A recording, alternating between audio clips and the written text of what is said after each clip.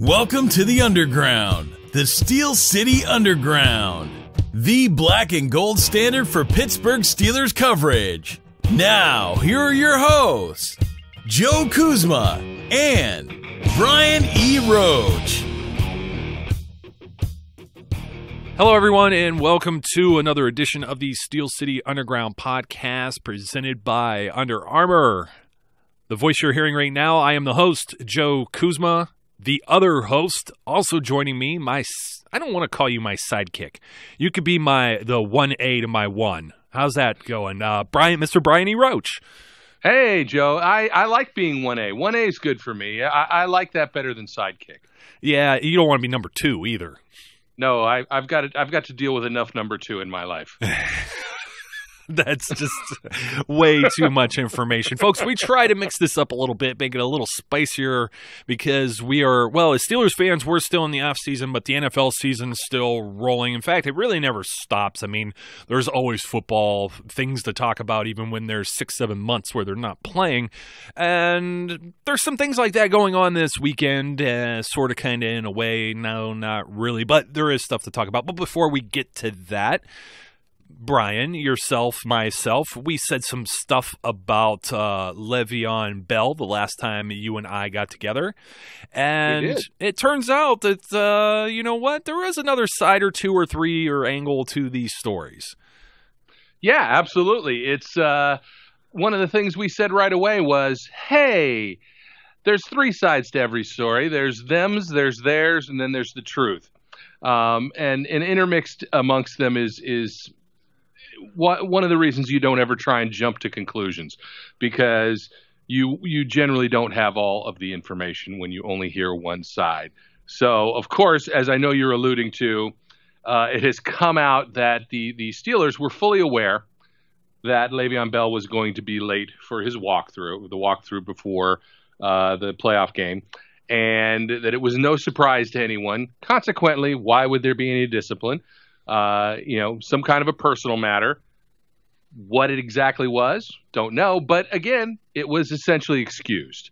They understood what was going on, and all of the drama that ensued was just silly. Yeah, and of course, some of the comments that happened before had to deal with a contract and not wanting tagged or whatever. So of course, as we let the fire die down a little bit and let the dust settle, we find out that not only are the Steelers and Le'Veon Bell in talks over a new contract, they have imposed a deadline, which I had and I just lost. It was February something or other, and I'll grab that here in a second. And we also found out that even before we knew about this deadline, that the 2 sides are closer than they were last year. Shock and awe. Oh, it's amazing. Look, one of the interviews I saw with Bell basically said, look, they may have to give a little bit. I may have to give a little bit. Guess what? For all of us grown-ups, we already know that's how contract negotiations work. You don't go in and go, I want this, and if I don't get it, I'm going to go pout and sit in a corner. And it's nice to hear that both sides are willing to talk. Both sides understand that it's a process. And, I think that it feels, unlike last year where it never felt like they were really going to get the deal finalized, this feels like there's enough realization on all sides, including Le'Veon Bell, understanding that, he wants to stay here. This is a good fit for him. Something will get worked out. Yeah, and maybe just a little insight, yourself and Tommy Jaggy, who also is a contributor here at Steel City Underground on the website side of things, kind of going back and forth on the whole salary cap, whether or not Bell's worth it. One of his tweets that went out, it was interesting. I may have gotten on and published it retweeted it as part of the official SCU account, but he was talking about signing Bryant, Hilton, and who was the other player? There are 3 players. B.J. Finney or Le'Veon Bell is what it was. And your comment was interesting. Yeah, well, the question posed was you can only do one. You can only either sign Bell or you can sign Martavis Bryant, B.J. Finney, and Hilton.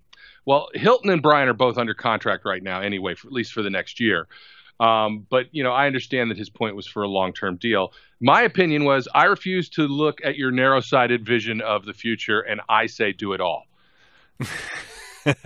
Yeah, and you know what? That could be possible, but you know what? I mean, you got to understand that rosters turnover, and these things kind of happen. So, speaking of which, it seems like I'm on a crusade to defend certain people and players, including Mike Tomlin, and today's podcast isn't going to be about that necessarily, but I did have, I believe, a gentleman, Christian, who commented on YouTube, and we've been wanting to try and get to this. This was from about a week ago, and he mentioned some comments about why Mike Tomlin is beyond firing. He says he thinks that the Steelers have player for player the best team in the NFL. I like to think that too, and we'll have a little bit to back that up here in a second as we talk about the Pro Bowl that's coming up. He talks about player management being poor. And there are so many players that are being interviewed ever since the Steelers exit from the postseason that are just shooting holes in that theory. The latest one, Cam Hayward. We just put out a comment from Joe Hayden, who certainly would know a thing or two or three or four or five about bad coaches during his time with the Cleveland Browns.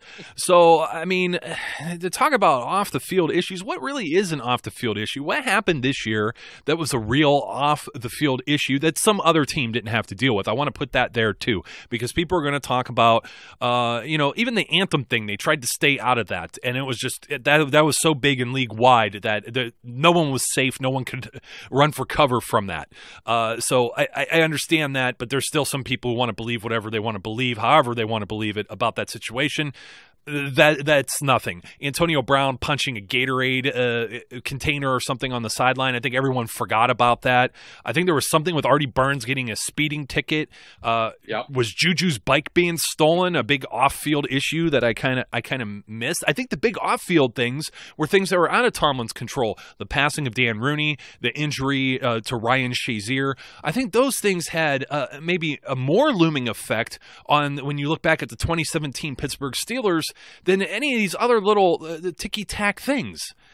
I agree, and I'm going to make a comment, and I've said this before. I'm going to say it again, and I'll say it until I am more old and more gray than I already am.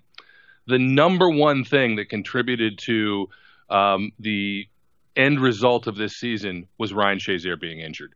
There simply is no way to understate how much that impacted the team in a variety of different ways. And there was no way to anticipate that. And, we've talked offline about this, where people want to say, well, if one person is that critical, get real. Come on now. Tom Brady goes out. Guess what? It's just the same kind of a concept. It's that critical to the Patriots. Luke Kuechly, you brought up on the Panthers defense. If he's gone, guess what? That defense isn't the same defense. There are key cogs, no matter the slogan of the next man up, no matter how we all want to say that, there are certain individuals that simply are not going to be replaceable by next man up. And Ryan Shazier was that for that defense. And it's not all because of play either. It's because he was their quarterback. He kept everybody aligned. He told people where to go when they didn't know where to go. He understood. He did the film study. He was the mental aspect as well as the physical aspect of that defense on the field. And you cannot underplay that. And that is not something easily recovered from. And the fact that you and I both, I think, even said this to each other offline, where Tomlin actually deserves consideration for Coach of the Year, considering that kind of a sustained blow after and still ending up going 13-3. Yeah, and you know what? I'm going to return to that in a future episode because I already have some content, some things that are up on the site, and some things that are coming next week that I'm already trying to fight trolls online. I get that some people just are upset about the season. I've seen some criticism of Tomlin where, people bring the race thing into it because he's an African-American coach. One way or the other, they say it. Oh, he's hired because of the Rooney Rule, or you can't criticize criticize him because he is African American or he doesn't get criticized. I think he gets criticized plenty. I also believe there are coaches that don't fall into that whole race thing. Todd Haley, Keith Butler. I think everybody wants to fire everybody, and it's kind of like you have to pull the curtain back and see how successful this team is when you compare them to others. And that part's going to be coming soon, but just to touch on, and this isn't to poke any fun at Christian's comment or Christian himself. This is something that he's echoing a lot of sentiments that we receive, and this just happens to be the one. He manned up and put it up on YouTube in the comments section. So we're drilling through just real quick. Clock management, terrible. Hindsight's 2020. You could pick out terrible clock management from anyone in the NFL, college football too, anywhere. You're in the moment and you have 25 to 40 seconds to figure things out, sometimes even less if you're trying to challenge a play or look at a video review. I mean, it's not an easy job being a head coach. They don't get much sleep. Absolutely. Let me say something about clock management. Being in Philly and also being in the New York market, guess what? Go to any other market, and one of the top things they're going to complain about with their coach, clock management. So to say Mike Tomlin's clock management is poor, guess what? That is the same sad song that every city sings about their coach, because it's, as you said, situational decisions like that with time on the line, not everybody is fantastic about them. And even the great Bill Belichick has been called into question for some of his clock management decisions. Yes, the same with situational football too. Okay, I get it. The Jaguars game was a disaster. I think you could listen to maybe a couple episodes ago and get. I think we pulled apart 9 or 10 different situations that could have gone differently. As far as coordinators, Christian's mentioning that he got rid of Bruce Arians and got rid of Dick LeBeau. He's not the only one who makes decisions in that front office. And just like Todd Haley, none of these guys had their contract renewed. So they weren't fired. They didn't get rid of them. They weren't renewed. They weren't brought back. A little different than getting rid of. I understand we're playing words with semantics, but I mean, there's some truth to that. And also, look, Bruce Arians got like a coach. This is the thing. People want to say regular season doesn't matter or mean anything for Tomlin, and I'm kind of talking more about this than I wanted to right now. But I mean, Bruce Arians got Coach of the Year awards. What did the Colts team do when he was the interim coach, or what did he do with the Cardinals? Absolutely nothing. So you think of any ways that in which his coaching has improved this team, let me know. He won without. We mentioned this, I think, the last time because you brought up Dennis Dixon. I brought up Charlie Batch, Byron Leftwich, Le'Veon Bell knee injury, Michael Vick, Landry Jones, Martavis Bryant gone for a year, losing Shazier. Losing Shazier is insane. I don't know how much we talked about this on the air. I know you and I have talked about it quite a bit, but even his backup, Tyler Medikevich, went out with the shoulder injury. You have to train a whole new person and bring somebody in off the couch that was watching football on TV, and Sean Spence to fill that role. That's just devastating. You got rid of the pilot and the co-pilot. Who's going to fly this plane? I don't need to knock Vince Williams, but you know what? That wasn't his job to begin with. And does he have the same football IQ, awareness, or whatever of Ryan Shazier? I'm sure he's a very intelligent guy. He wouldn't be in the position he's in right now if he wasn't talented and didn't know what he was doing. And then certainly all these guys go through the college ranks and at least have some type of higher education. So I'm not going to call him a dummy, but we all know, and I don't even want to call him a dummy at all. I don't want anybody to get that impression. I'm just trying to paint a picture of Ryan Shazier was and is a special talent. You would even had a drop off with Matakevich. That was the backup plan. You could only plan for so much before even the best laid plans fall apart. Yeah, look, I'm going to take another tact in this because, part of what his comment is, how has his coaching improved the team? To be quite frank, a head coach's coaching in a lot of situations isn't what is improving the team. It's the individual, coordinators and the positional coaches that are improving the team. Tomlin's job in many ways is as a manager, and it's his job to manage the detritus that exists during a season and keep everybody essentially on the same path. And that means, like you said, dealing with injuries like Shazier, injuries to Ben, injuries to other players, suspensions, figuring out just all kinds of personality conflicts that can occur within a team. And he's got that locker room buying in, and has always had that locker room buying into what he and his coach's visions are. And that is not always an easy task either. So if you want to know how he has improved this team, the way that Tomlin improves this team is through essentially his vision of unification and the message that he gets these guys to buy into, because he makes them better because they want to play for him. It's that simple. Yeah, that message, by the way, the thing they buy into is the standard is the standard, and it's right there outside their locker room. I've posted photos of it before. By the way, the Le'Veon Bell self-imposed Steelers contract, whatever, deadline, February 20th. So a little less than a month away. So this is priority numero uno. Now, just to jump off the Tomlin thing, and thank you for the comment, Christian. We'll have, trust me, we have a lot more to say and do on this, but we'd try to keep this under a 3-hour show. Me and Brian could probably chit-chat about this forever, and trust me, they're all good topics. They're decent points. So thanks for the comments. Everyone else, keep them rolling. You can email them, fanmail at steelcityunderground.com.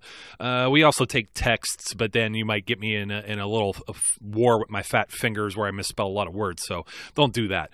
But anyway, there's sort of some sort of football news, and no, not the Pro Bowl. We're not on that yet. Vince McMahon press conference from 3:00 earlier Thursday. Alpha Entertainment is a group, a company that he just put together. He cashed out, I think, a lot of his own. If you don't know who Vince McMahon is, by the way, founder of originally, not the founder, he purchased from his father the World Wrestling Federation and is now known as WWE, or World Wrestling Entertainment. Big pro wrestling / sports entertainment conglomerate. Sold a lot of his stock to self-fund another company that was rumored, and now officially no longer a rumor, that the XFL, an alternate football league, is returning in 2020. I checked out the press conference that Mr. McMahon had online. I think many of the questions were very good. There's quite a bit of, I think I told you, Brian, there was 20 questions, and 10 of them were about the anthem because somebody had to bring it up, And he's talking about high quality. He's talking about high quality individuals, and that's always going to be tough. You're going to have knuckleheads that do things off the field. He's talking about a reimagining of the game. They have no idea where these teams are going to play. He did say something about loving the city of Pittsburgh, but all cities are under consideration. I like the idea. The one thing that came out of that was an eye opener, and I said, "Ooh." Was, there's no TV deals. This could be streamed. Who knows? It's a lot of unknown right now because it's January 2018. He's looking to start in 2 years and give a lot of lead time where they didn't have, where the original XFL failed. He doesn't want any crossovers with anything WWE. It's its own separate entity. So, with all of that said, of course, people are poking fun because, if you aren't in on it already, I'm sorry. Wrestling's predetermined. And a lot of people are saying, well, if wrestling is, I hate the F word, being fake. These guys do put their bodies at risk. There's theater to it, of course. And, it's predetermined, as I say. They know winners and losers and whatnot. It is it's a form of entertainment, and they're poking fun at that. Well, how can somebody like that put a pro football league out there? Did anybody watch the NFL this year with the New England Patriots and all the accusations of games being fixed and all the things that happen with officiating? I think this is where you had the documentary. I think it was 30 for 30 or whatever, an E60, or it was one of the ESPN productions, and was it Dick Ebersol, who was one of the NBC NBC sports guys and Vince McMahon with the original XFL, I think they saw that, hey, there might be something here. And there was like all this rumbling. It was like a hoax type spring league. Our own Christina Rivers covered some of that. They played at some resort and got some guys on film, like one of our former guests, Wesley Saunders, a tight end, and some other players got to play in this kind of spring league where I don't think anybody came out of it and did anything. And there were some scouts and there were some things with that. But this could be you can't look at this as a competing with the NFL. McMahon wants to start this in January, right as, there's hardly any football games. I mean, we're going to be talking about the Pro Bowl, and we're poking fun at how it is a garbage game that means nothing. And he sees that and sees there's a demand for football from now, like through the draft and up until training camp, to where, some of these guys might get to play a little bit of football there. And I joked with you that, hey, bring back Tommy Maddox, the only XFL MVP, the only year that they had. He parlayed that into getting a backup gig with the Steelers and was actually a starter for a little while. So I think that this could be important if it's done right. I will say this, as I have already stated clearly on Twitter. I will watch every XFL game. I will cheer for the XFL, provided one thing happens: no refs. Well, you can't just be a complete outlaw. Anarchy. Anarchy. So, but he says simplifying the rules, and I think some of that's like pass interference, and they talked about, somebody brought up CTE and hits, and he said player safety is important as well. They brought up like Johnny Manziel or Colin Kaepernick, and a lot of people look at it as second-rate pros or whatever. But I think if it's done right, I mean, you got people who watch Chick-fil-A Bowl or Tax Slayer Bowl, the college bowl games, Yankee Stadium Pinstripe Bowl or whatever they get. There's like 60 college bowl games, and like more than half of them have teams that are like 8-6 or 8-7 or however many games that they play. They don't necessarily have great records, 7-6, whatever. Akron, Ohio was in a bowl game. Okay, I mean, people are still watching it, and ESPN's still paying rights to broadcast. Those aren't necessarily great games, and we always talk there aren't enough great quarterbacks to go around. But I think part of the problem is some of these guys don't have a place to develop and hone their talents. I mean, you even have somebody like Landry Jones for the Steelers, who I'm always, carrying the flag for him in the battle. And but honestly, how many snaps does he take ever? If it wasn't for the Steelers being ridiculously good in the regular season, he doesn't, play the last 2 years, period, unless somebody gets hurt. And then when you come in there and you have no reps, no practice, no time to prepare. I mean, the only guy who got away with this was Case Keenum this year, and supposedly he took like 5 times the amount of snaps in a virtual reality simulation that you would take in a regular season, and I guess that worked for him, but nothing substitutes playing time. And if this is done right, there'll be some interest. Will it have the popularity of the NFL? Nothing will ever have the popularity of the NFL, but I do think that there could be a demand for some off-season football. Well, considering there's an arena league, isn't there still an arena league? Doesn't that still exist, doesn't it? Somewhat. But you know what, though? It's a small field, and the thing bounces off of nets, and I think they do that with the offseason because, I mean, February and March aren't the best, months, depending on what cities host these. I mean, I don't think Pittsburgh or Buffalo or Cleveland or Detroit for outdoor venues, Minnesota, Wisconsin, these are cold places to be playing games in the winter, but it'll go from winter to spring. That's why I was kind of surprised you said January, but I see him like piggybacking onto that. Yeah, what my point is not that there's another competitor, is that there is clearly a continual demand for football. The question becomes if you remember the way they used to start their games. Yeah, the guy got hurt on the very first coin toss. Yeah. Coin toss in quotations. Coin toss in quotations. The mad sprint for who gets the ball first. The question is, will it be football, or will it just be something that is not really football but is football-ish? And I think you're right. Your statement is fair. If it's done well, if it's done right, if it provides a avenue for development for guys who maybe weren't quite ready for NFL teams, but could benefit from continued seasoning, maybe it has some legs. But since it's been tried so many times and hasn't really worked, including by the NFL itself, I'm just going to say I will not hold my breath. Oh, absolutely. Absolutely. You know what, though? Like the NFL, I get NFL Europe and Europa, but I mean, that was a really tough sell because it's the same thing as like the XFL. It's going to be hard for players to be retained and the teams to be similar year to year if these guys, it's a stepping stone. And that was an even tougher sell for areas over in Europe that just, you know, who has interest. I mean, there's some. Football is gaining popularity overseas in different markets. And but I mean, you know, there was like when it finally ended, I mean, London was really the only one that was like the mainstay, and you had a couple. It had up as many as 4 teams in Germany at one point. I mean, so the Germans apparently liked it, or it was at least sustainable because they had the facilities and whatnot to use. So this is going to be interesting to keep an eye on. But again, I mean, it's 2 years down the road, and I mean, I bring it up because one, I had to poke the fun at. Did you watch the games this year as opposed, you know, in previous years? I mean, there are so many feel-good stories and rematches and things that happen in the NFL. It does make you wonder sometimes that, man, this is almost kind of like watching WWE. It's kind of soap opera-ish. But in the same regard, you have the Pro Bowl coming up on Sunday, and it is far from the highest quality of football. But it seems ever since they moved it to Orlando and they started the skills thing again, there's a little bit more popularity. They went back, they got away from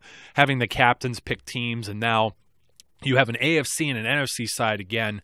And this year's AFC side, because the Steelers exited the postseason early, it almost looks like, especially the offensive side of the ball, it looks like the Pittsburgh Steelers, half their teams on the AFC thing, they had a league high 8 players selected to this thing. There's 2 more alternates. Of course, one of the guys selected, we'll talk about here in a second, Ryan Shazier, not going to play, obviously, hurt.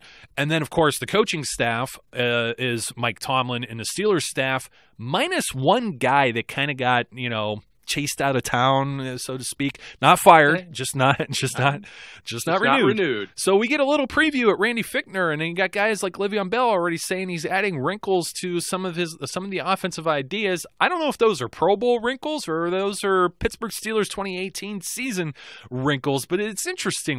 It's going to be kind of cool, I think, because with all these guys they got, is Tomlin just going to put all the Steelers on the field at one time?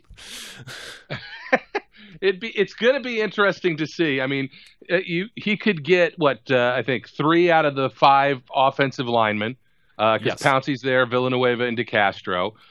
He could have the entire backfield with Bell and Nix and Ben and at least one of the receivers. So you could have essentially a almost Steelers offense. Defense would be a little light. But one guy. Hey, one guy. But that's one side of the ball. It'll be interesting. I mean, I think it's been so long since I really sat and watched an entire Pro Bowl game because of how it is essentially just football-ish. Yeah. And while skills challenges are always fun and interesting, and I'll end up trying to see who wins them, I don't know if I can sit and watch somebody bench press 225 pounds repeatedly just for the pure fun of it. It's a little repetitive to me. Some of the other skill challenges might be a little more fun. But I never watched him in the NBA either, to be fair. Oh, come on. 3-point contest with the money ball, the Harlem Globetrotter or ABA ball, and the slam dunk contest, although you could only do so many variations of a dunk. Sometimes these guys surprise me, but I mean, it's lost a little bit. Ever since Jordan jumped from the foul line, you can't really top that. I mean, no, the year Dwight Howard was Superman and all that costumes and additional things, it jumped the shark. It did. And I mean, there's only so many times. I mean, this is going to be Ben Roethlisberger's 4th straight in a row. Now, he didn't play last year. He didn't go at all. So you get a couple new faces here, quarterback. Brady's not going.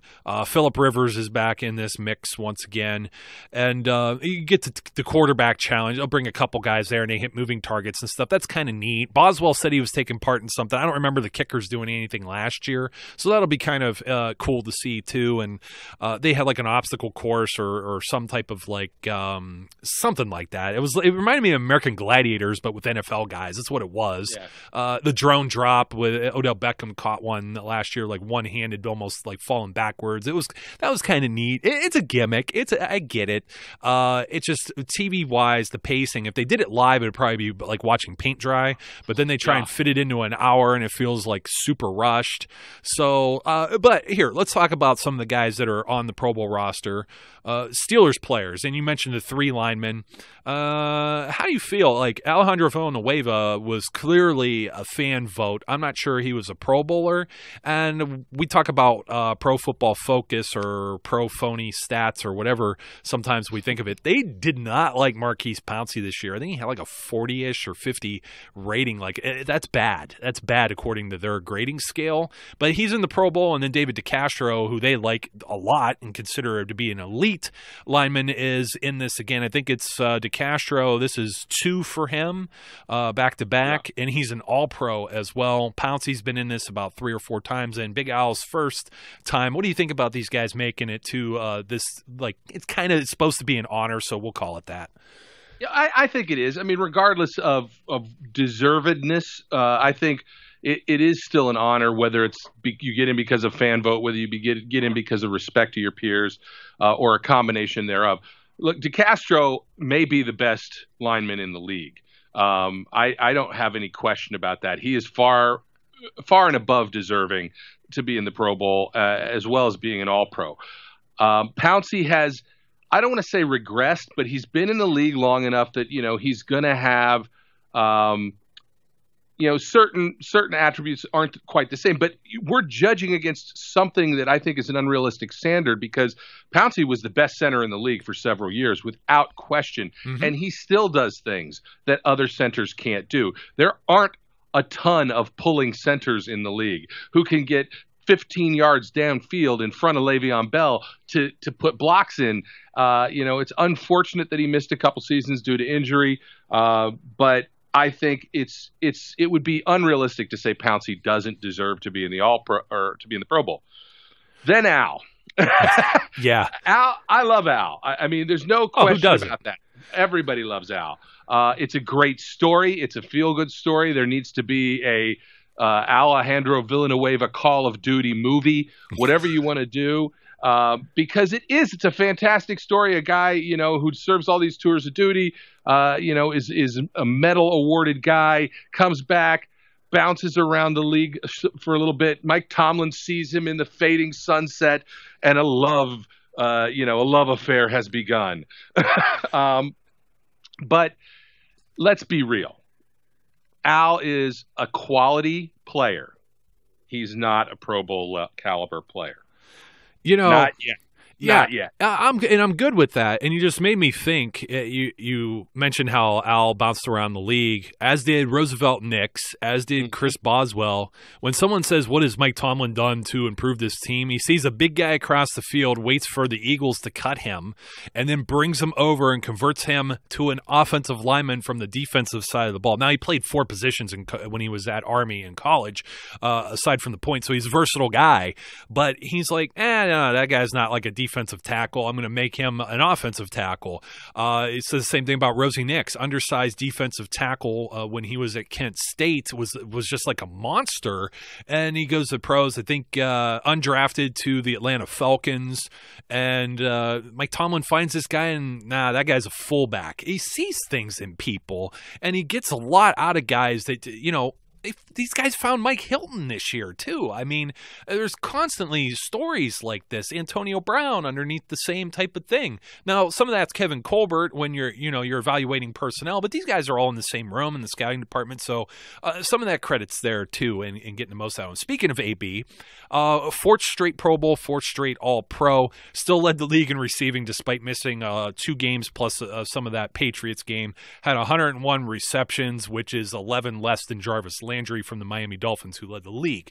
Le'Veon Bell He's also playing, he's in his second consecutive Pro Bowl. He is an All-Pro this year as well. He led all vote getters in the fan voting with 855,000 plus votes. He was 36 yards short of the league rushing title, 36 yards, because he didn't play the final game.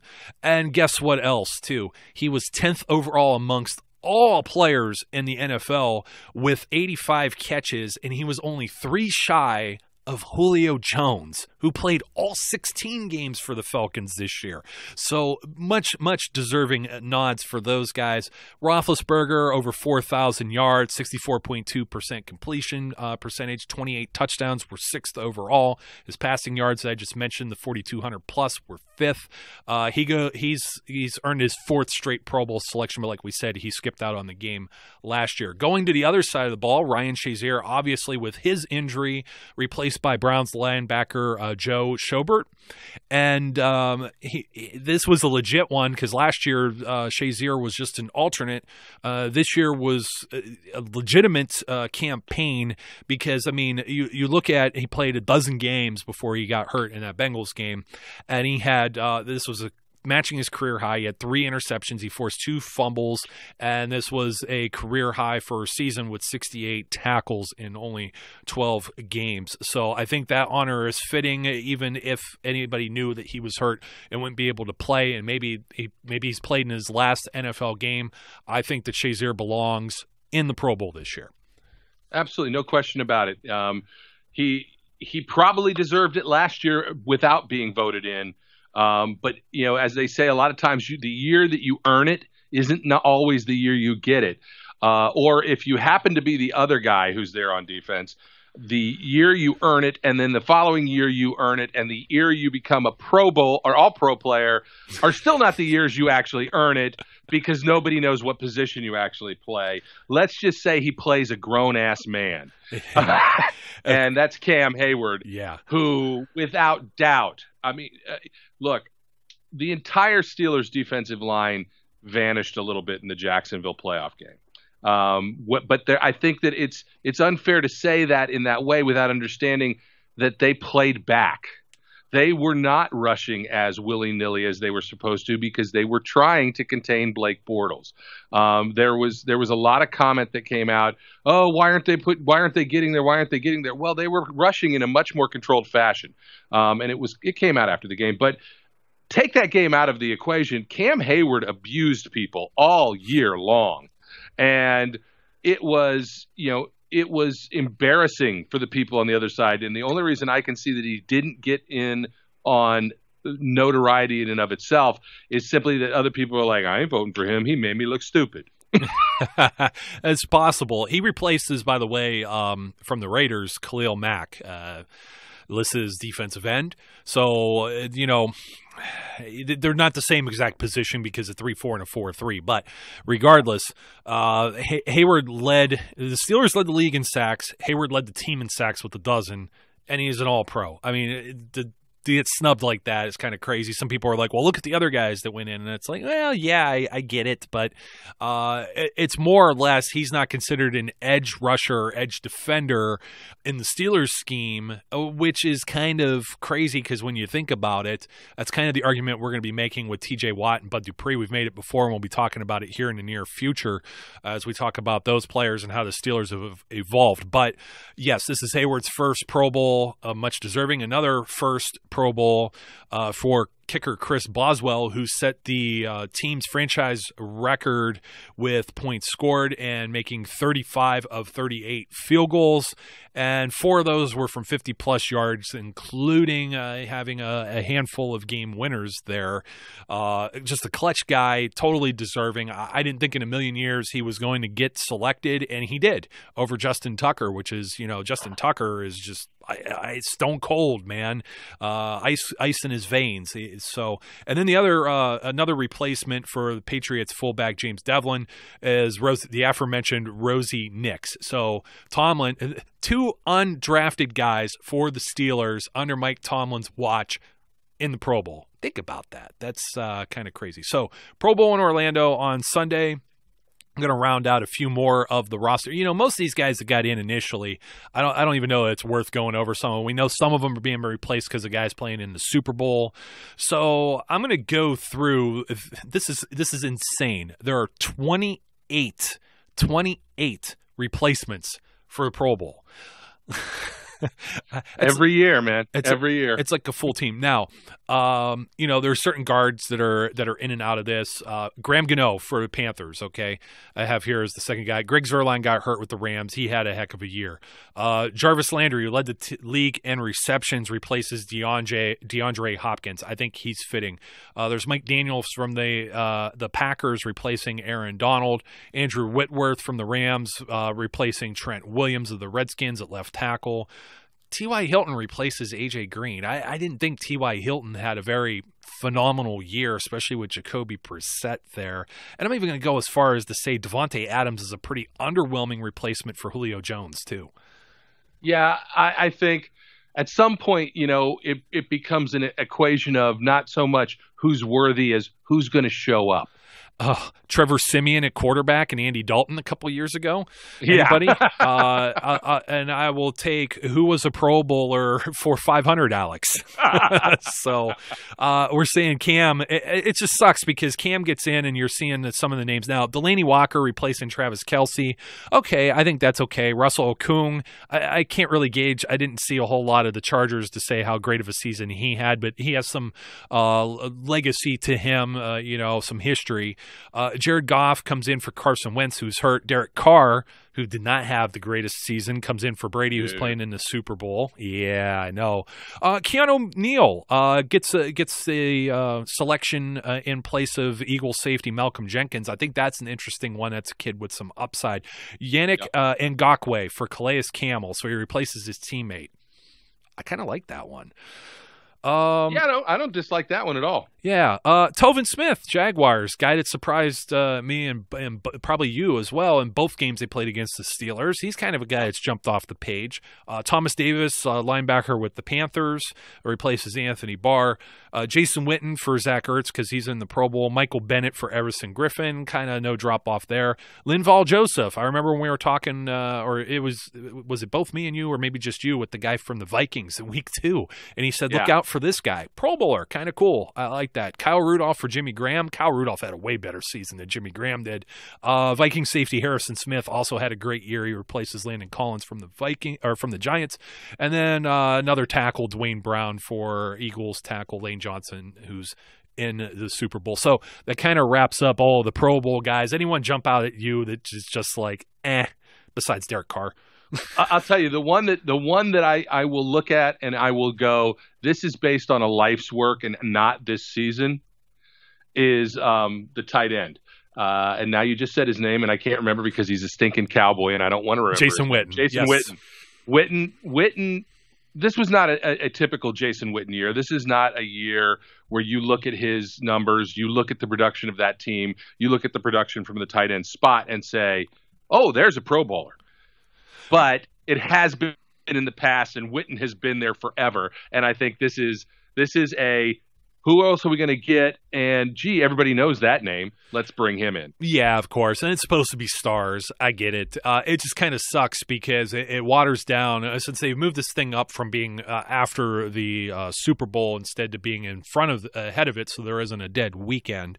It's just kind of like, okay, instead of having, I don't know how many guys they pick, 40-something from each conference. Maybe it's 38, 42, 43, something like that. And then you add like another 28 guys or whatever I just said. You know what I mean? It's like you almost add like a whole third team to it. It's almost hockey. Hockey has like 4 divisions that all they just kind of throw guys, and there's a mandate that has to be somebody from each team and et cetera, et cetera. I mean, Cleveland, could you even imagine trying to send somebody from the Browns since Joe Thomas was hurt? I mean, it's just it's kind of silly in that regard, but I understand it. I'm going to pay attention because there's so many Steelers involved. Last year it was just Shazier as an alternate, and you can't really watch Dave DeCastro do a whole lot in these games. So with bated breath, the Pro Bowl is the next step until we get into talking about the Super Bowl next week and maybe some other Steelers news that pops up. So, Brian, hey, man, always good having you here with me. Absolutely. It's always good to be here, even if I am sitting in an inch of water. Oh, geez. Well, on that note, don't electrocute yourself. Don't drop the microphone, my friend. Until next time, be safe, be good, and we'll catch you later. We would like to thank you for listening and remind our listeners to follow us on social media and our website, www.steelcityunderground.com.